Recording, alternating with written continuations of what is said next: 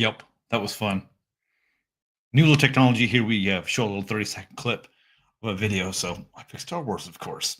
Everybody, welcome Thursday evening. Welcome to the first live of 2025. I'm Tristan Eamon with Mindful Living Realty. And I was going to have a guest to join us to talk about mortgage rates and mortgages, all about those things in here coming up in 2025. However, I just got a call from her 20 minutes ago. She slipped on some ice and fell, potentially broke her wrist. So you should be proud of me. I did not tell her to rub some dirt on it and join me anyway. She's off to the hospital to make sure that she's okay. So it'll be just me tonight. I don't have as much knowledge on these subjects because I leave that to her, to the professional. But we'll talk a little bit about some interest rates, talk about what's going on, and we'll see where we go from there. So first of all, let's go ahead and share the screen here and put that up there. Oops, there we go. So we can see here that our average interest rates aren't coming down a whole lot. 7% is pretty much where things are hanging out lately. So it's not a whole lot less than it was last year when we were talking about interest rates coming down. You can see here everything is that red. Everything has gone up recently. So we're not seeing a whole lot of relief in that scenario at all. And the question remains: okay, well, will they come down? When will they come down? And so we can see here. I gotta change my presentation mode.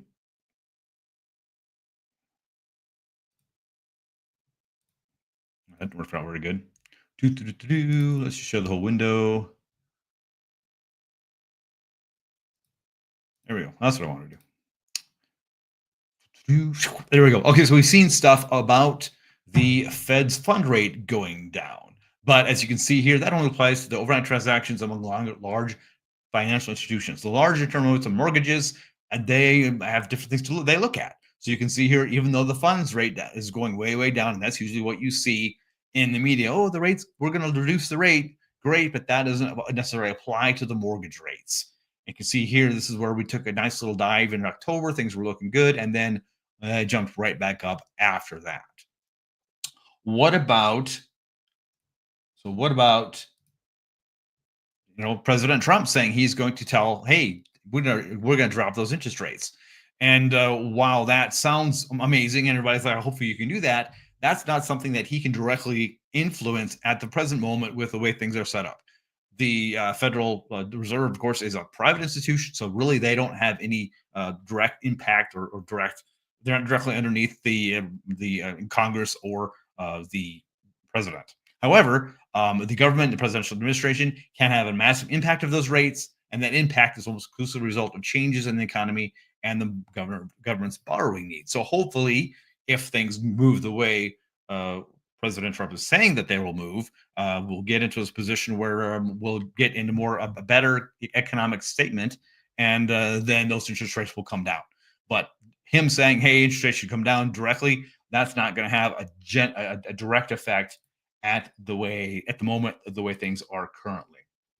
And if inflation doesn't play ball, the Fed's not going to be able to do much about that.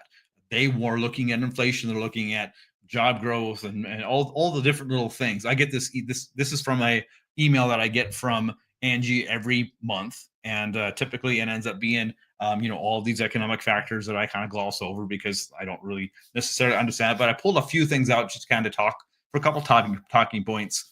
So we're really talking about where's the inflation going to play here in the next few months, and with everything kind of in flux at the moment, we got a lot of things going on with impending tariffs, and what happens with some of the migrant workers that are going on. There's a lot of things that are in flux right now with regards to the economy, and those mortgage interest rate guys, the guys that talk about that, they want to make sure that they're happy with where things are at.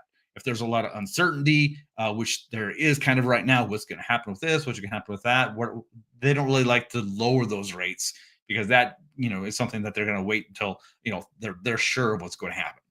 So I'm not really expecting to see a whole lot of interest rate going down least wise in the near future. Maybe later on in the year we'll start seeing some relief, but it all kind of depends on what happens here with the administration, how all these policies work, or whether they don't work, or how it all impacts us. So that's kind of something that we'll just have to look, wait, and see to give us a feel of how things are going to go.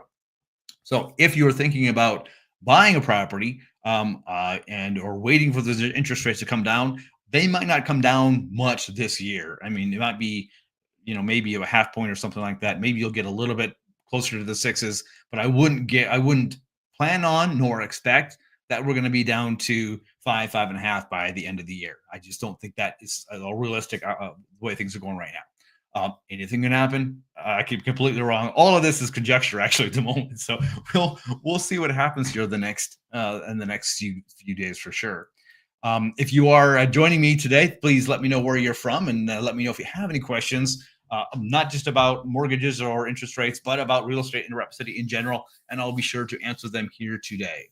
So next thing I want to talk about a little bit is I've talked with Angie a little bit about the different programs that are in play. And I want to make sure that you guys understand how important it is to get that local lender. So there's two programs that we have here in South Dakota, and that's a South Dakota first-time home buyer program. And that doesn't mean you've never bought a home before, period. There are certain criteria that you might be able to apply for that first-time home buyer program. And there's also what's called a second-time home buyer program. I can't remember. It's not called second time. It's called something else, but it's the same. It's the idea of you are able to buy a home with the same program again. Now, the beauty of this program is it's South Dakota based, obviously, and you get a lower interest rates. Plus, there are some plans in place to give you some gift money for your down payment or for your closing costs or whatever. So, if you, of course, you have to pay a little bit of money up front. So, what happens is they gift you the funds for a little bit more of they give you the $3,000 or the $6,000 for a 1/4% more interest rate or a 0.5% interest rate. So it's no money. I didn't say that right. It wasn't any more money out of your pocket, but it is gifts to you for a little bit more of an interest rate hike. Obviously, they get more money. They give you money. It all works out. There are all rules attached to this money, though. If you sell your house in a certain amount of time, sometimes that money needs to be refunded. Everyone's a little bit different on how all of that works out. That's the first one. The second one is South Dakota Rural Housing Program. This one is if your property is located outside of Rapid City proper, so some areas even in Rapid Valley, north of Rapid City, anything Sturgis, anything outside of Rapid City proper, you can be part of this program. However, there is an income situation where you have to be below a certain amount of income. And I think that's for two people like $75,000. It does go up from there to like four to six people. I think 120,000 is the limit at one point for your income, for your yearly income to be part of this program. The beauty of this program is 0% down payment. They don't have to have a down payment, and you're not worried about that at all. When we first bought our house in 2008, this is the program we used. We were in Blackhawk, they had 0 down payment, and it worked out great for us because of that. Now, if you don't have a local lender, they're not going to know about some of these programs that they can offer you. We had a situation earlier this year last year, it's new year, where a buyer was using a out of town lender or a national lender, and they had to do an FHA loan, and the down payment that they had to go. They ended up spending it for some other situation and on the family, and their plan to get this down payment was to sell their trailer. Well, that didn't work out great in this scenario. And when I heard about this, I'm like, well, what about South Dakota housing? Why can't they do first time home buyer scenario? And he said, well, we can't do that. So I got them situated with Angie, and within a couple of weeks, they were moving forward with a low down payment. I think they got money back at closing somehow, and somehow or another, they even had a lower payment than they were with the other lender at FHA. So I always want to make sure that you go local. Not that I'm getting anything out of this. I just know that you'll usually get a better deal with a local lender, and they know what they're doing here in town. I know where they live, all the different things. We can make sure that we have the communication. They close really well as well there too.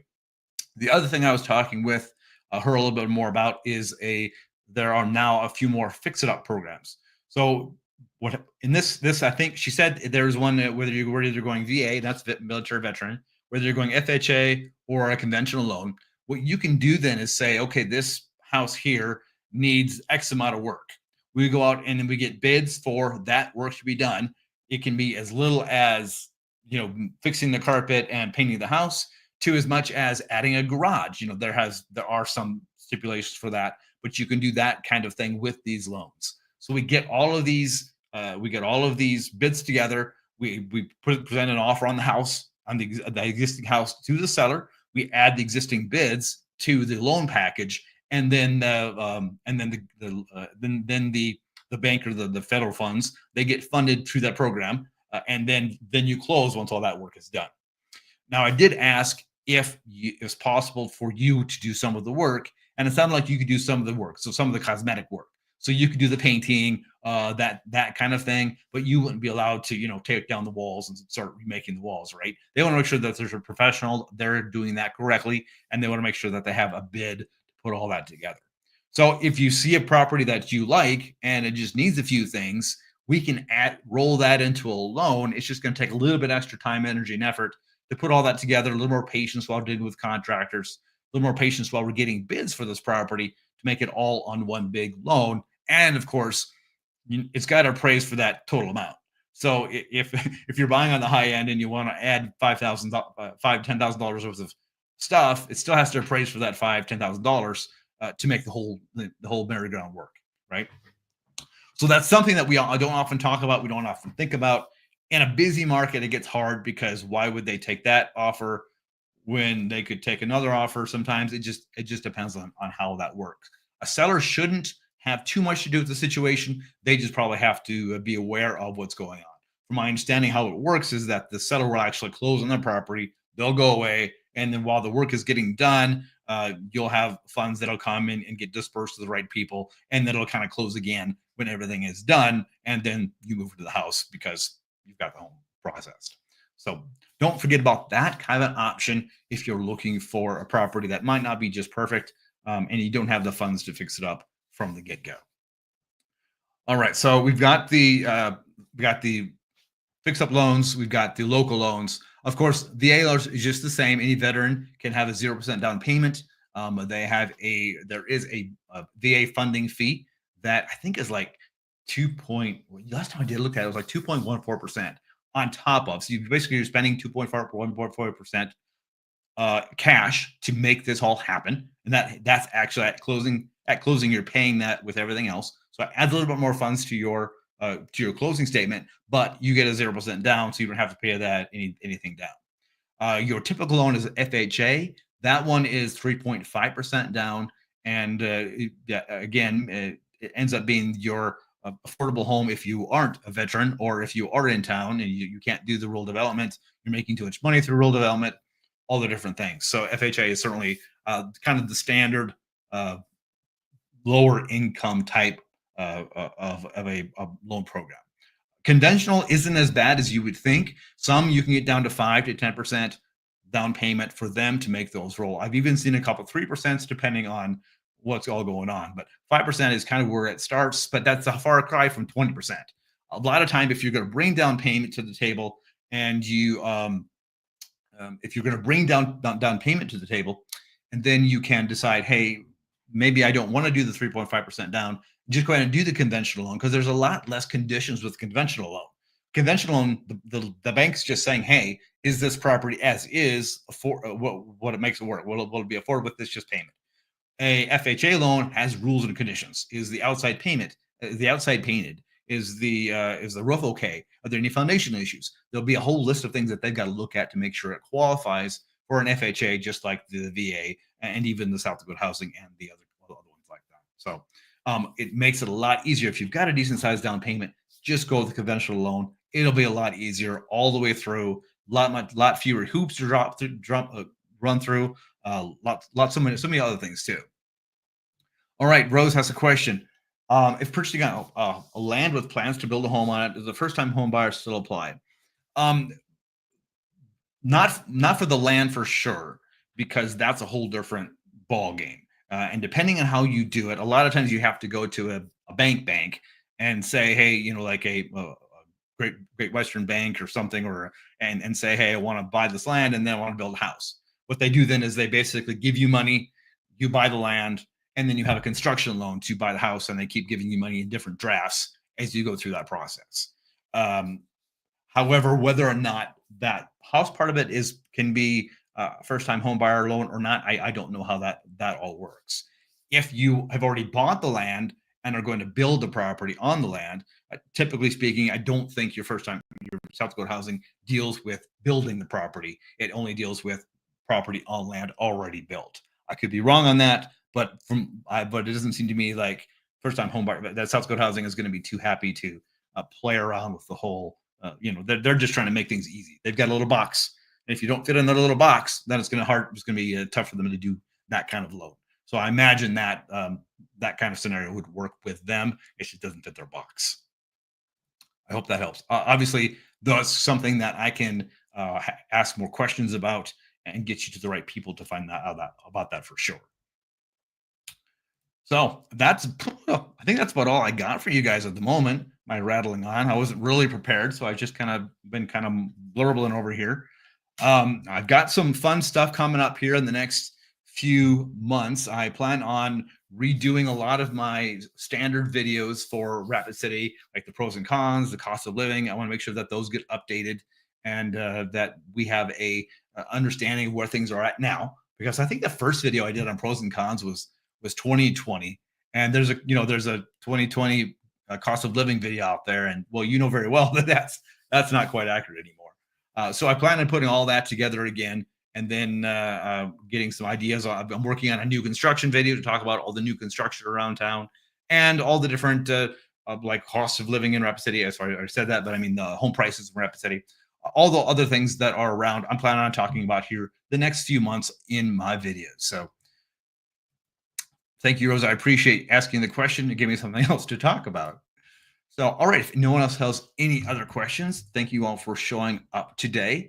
Looks like I talked for 17 minutes, which is must be pretty good. So, thanks you all for coming, and we'll talk again next time. Have a great weekend.